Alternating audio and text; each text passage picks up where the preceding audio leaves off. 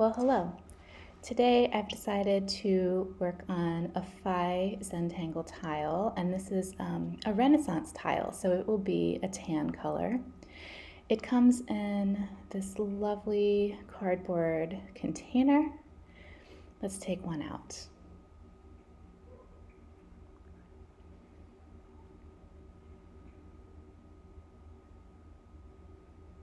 All right, here we go. So to remember, the very first step in Zentangles is appreciation.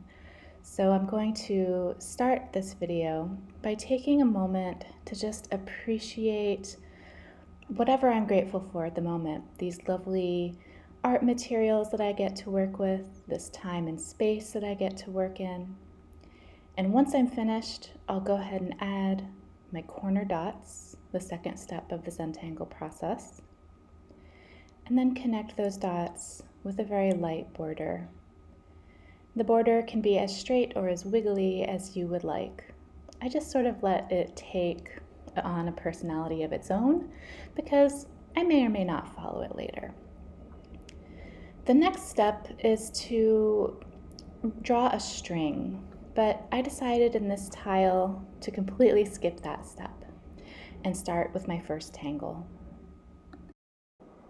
This tangle is called Embellished by Zentangle ink, so it's, I believe, one of those official Zentangle patterns.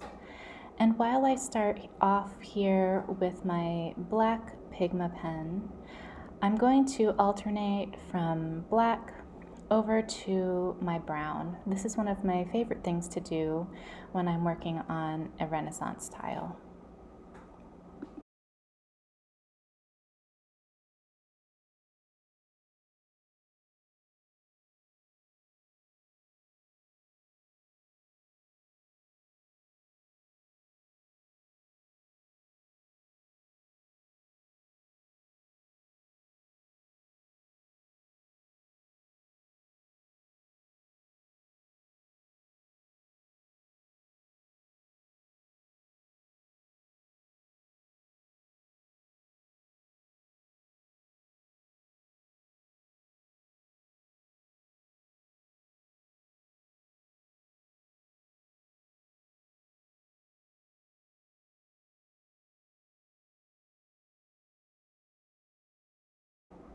And that's essentially the pattern. I'm just going to keep on adding these interesting wisps in and let them overlap, let them fill this corner of the space.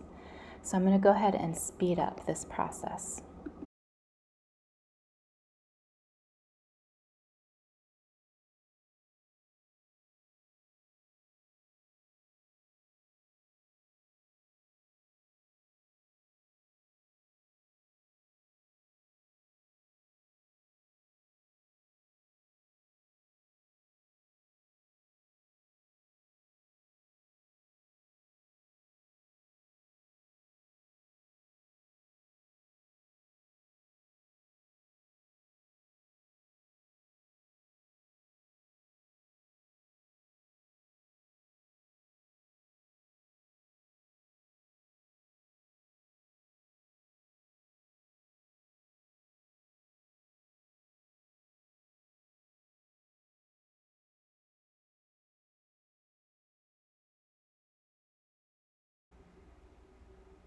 All right, that's an issue all finished up.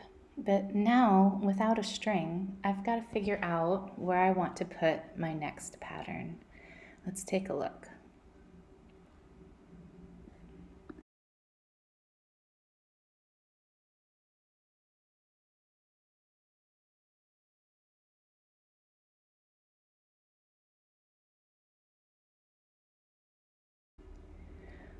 All right, I think I'm going to put the pattern right down here.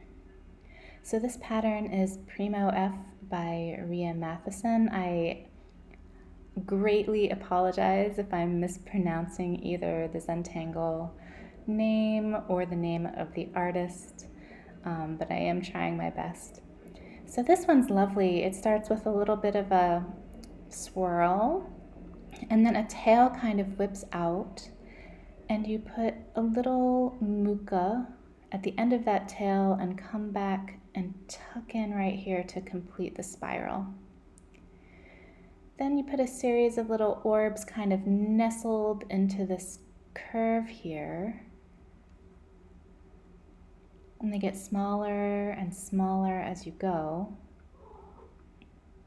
And then on the opposite side, you can put in some of these almost like flux shapes to fill in this edge. And this is the original sort of direction for this pattern.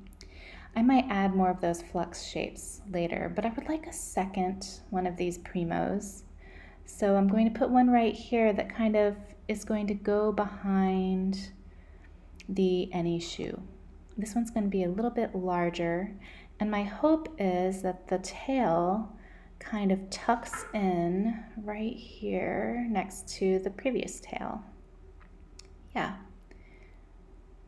Let's go ahead and see how this one finishes up.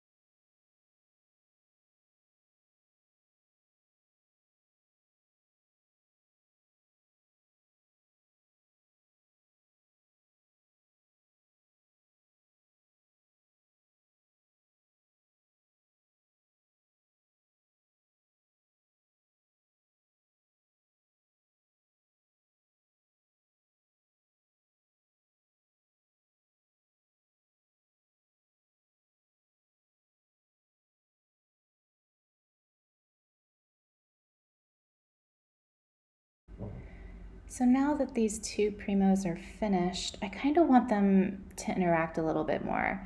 So I'm going to add some flux on the opposite side as well, practicing that technique of going behind and letting these flux get smaller and smaller so that by the time we get to those orbs, we have just one flux petal right here. And then I'll do the same for the other primo.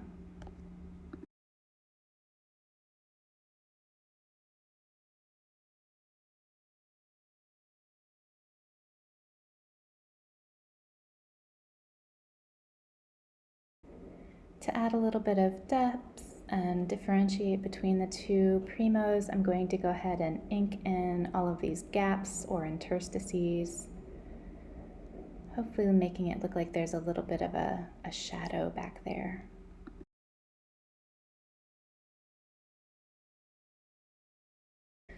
I might also nestle in some orbs here and there just to add a little bit of fun and personality. They're not really necessary, but I feel like adding them, so I'm going to.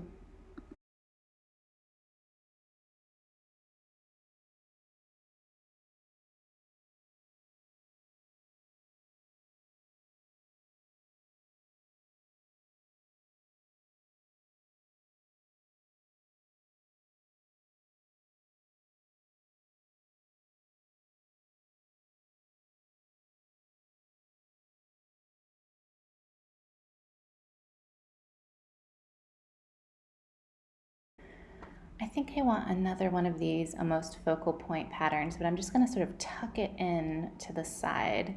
And this pattern is called Phicops by Laura Harms. In the original pattern that I saw, these first lines were arches, but I have seen a variation where you can have like a gentle S shape instead. So I'm going to go with that S shape for each of my Phicops.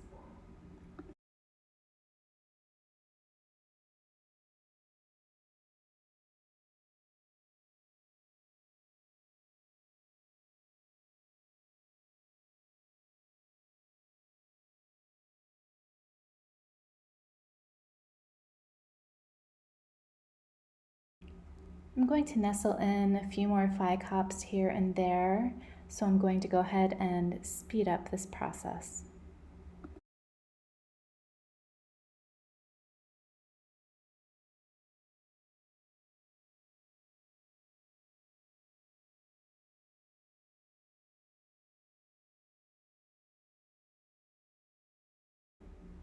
Pretty satisfied with adding those Phicops, but I think I want to tie them in by, again, adding a few orbs.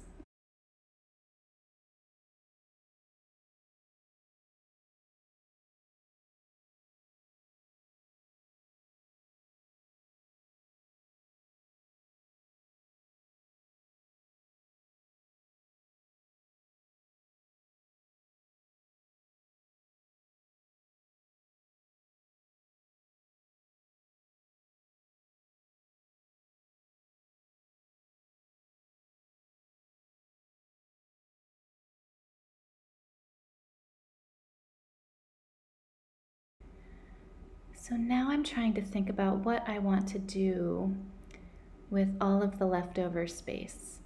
I kind of want this to be a background pattern, perhaps a grid pattern, but I don't want it to be too linear. I do want it to still have some curves in it. And I want it to not really distract from these more like focal point patterns that I've already drawn.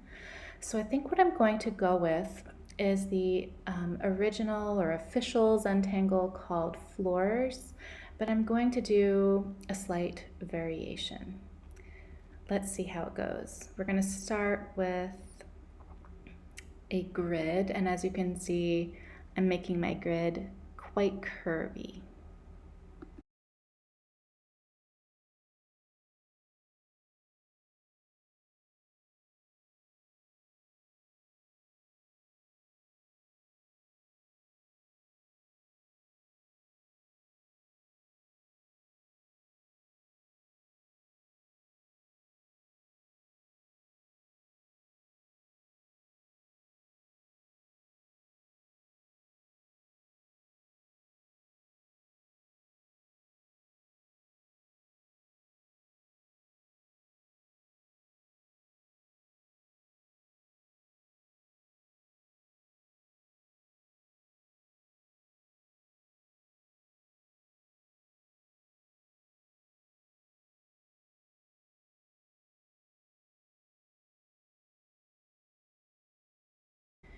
Then at each intersection of the grid, instead of drawing a square or rectangle in there, I'm going to round the corners. So it's just a slight variation on the Zentangle pattern floors.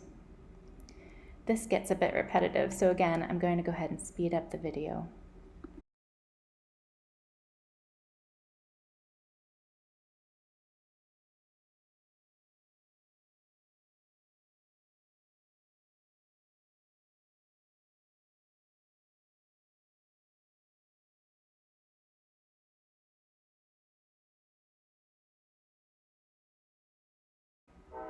That's our drawing all done. So now it's time for some embellishment.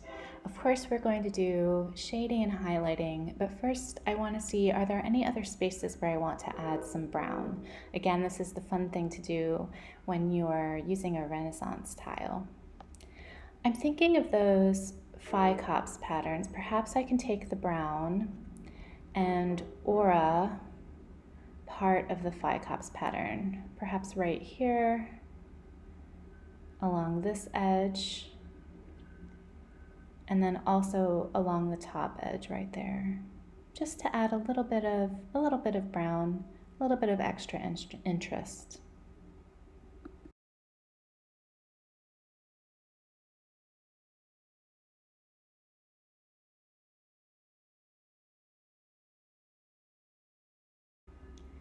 Let's go ahead and start with our shading. So I've got a graphite pencil, and I'm going to take my tortillon and put it right up top as well, so it's right here and handy. And for our first pattern, I will shade right down by the curve we initially drew to make it look as if these wisps are, going into a shadow. And then I will also shade around the outside edge of each wisp.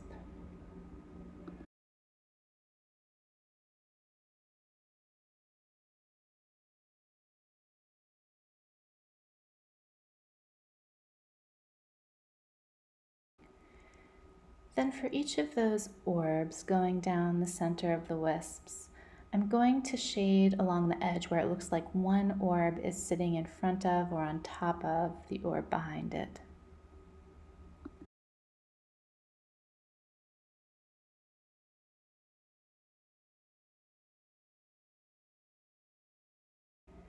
Let's go ahead and use the tortillon and blend all that in. Now the graphite I'm using is pretty soft. It's not your typical Zentangle pencil.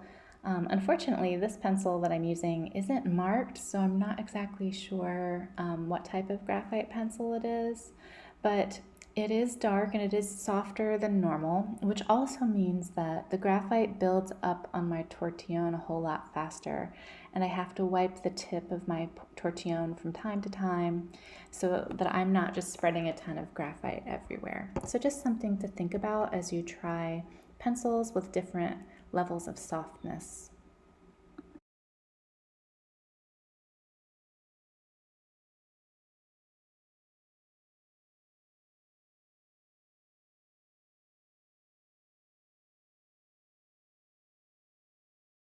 To complement all of that shading, we've got to add some highlights too.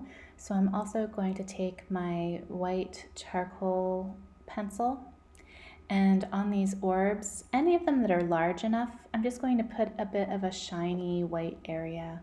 I don't really think a lot about, there being like a particular light source where I'm adding highlights, but I just do tend to add highlights facing towards the upper left-hand corner of my pieces.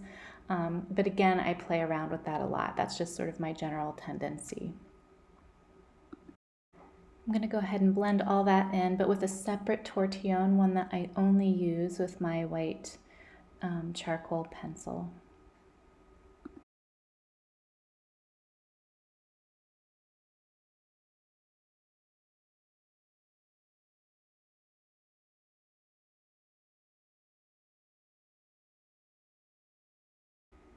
Now I'm taking a look at these wisps, and there's a few spots where I didn't intend to add graphite, but the graphite has sort of smudged in, and so I feel comfortable enough using my eraser from time to time to just make sure the graphite is staying where I want it to go.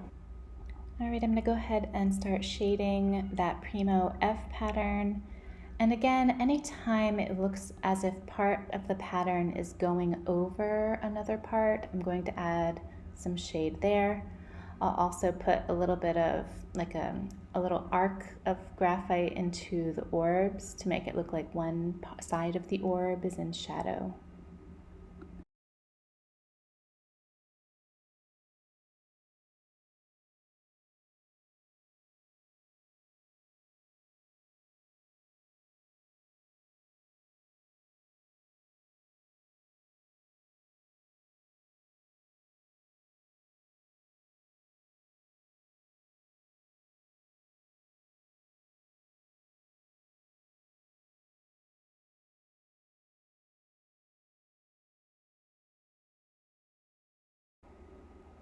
Let's go ahead and add some highlights. So any of the spots that are sort of opposite the shadow, opposite the shading, where I think that if there were a light source, this section of the pattern might have caught the light and had a little bit of a glimmer on it. That's where I'll go ahead and add this white charcoal.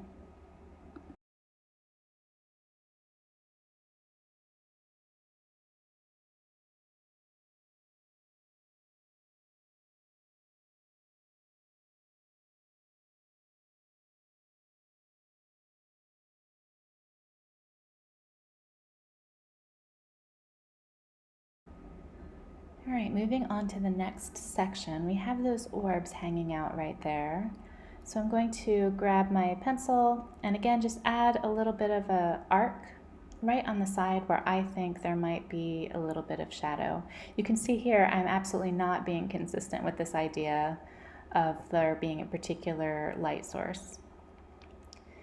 So moving on to Phicops, similar to the last pattern, anywhere I think that the pattern, there's part of it going over another part of the pattern, I'll go ahead and add a bit of graphite.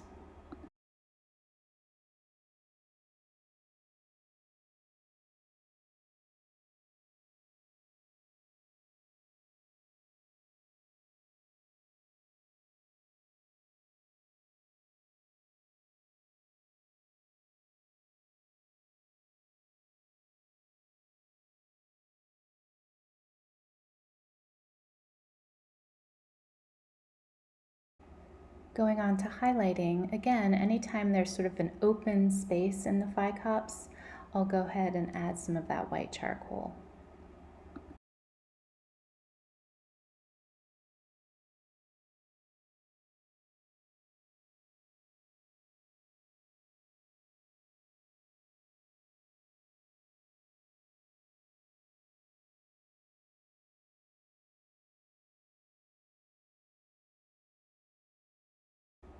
Sometimes when the white charcoal goes over a previously drawn line, it makes it look a little muddied. So I'll often come back and redefine the line so it's not blurred out by the charcoal anymore.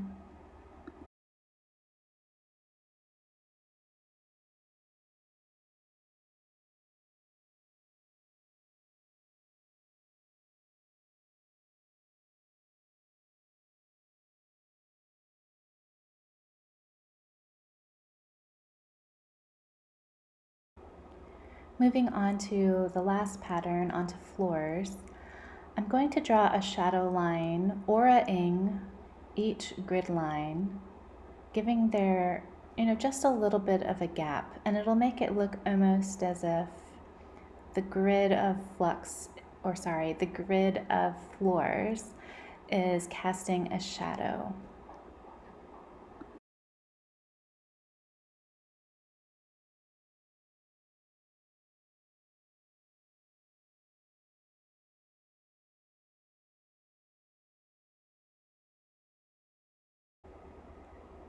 Finally, I think almost the last step, I'm going to go ahead and add some of that white charcoal in on the floors pattern, putting sort of a little arch or a little curve of this white charcoal wherever I see that there's an empty space.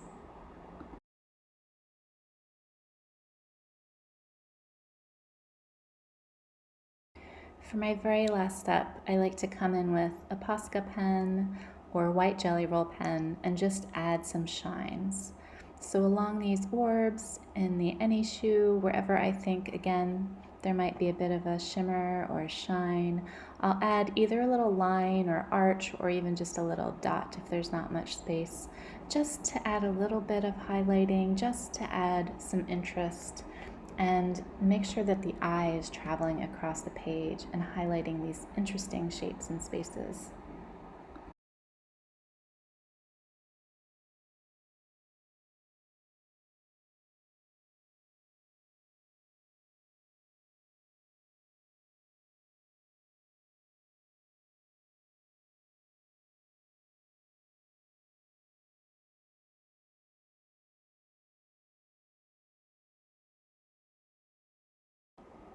And that's it. That's our Zentangle tile for today.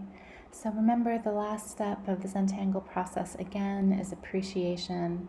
I'm so grateful that you guys joined me today in doing this lovely drawing. I had a great time. I hope you did as well. I'm grateful for the Zentangle process and the whole community of Zentangle artists out there.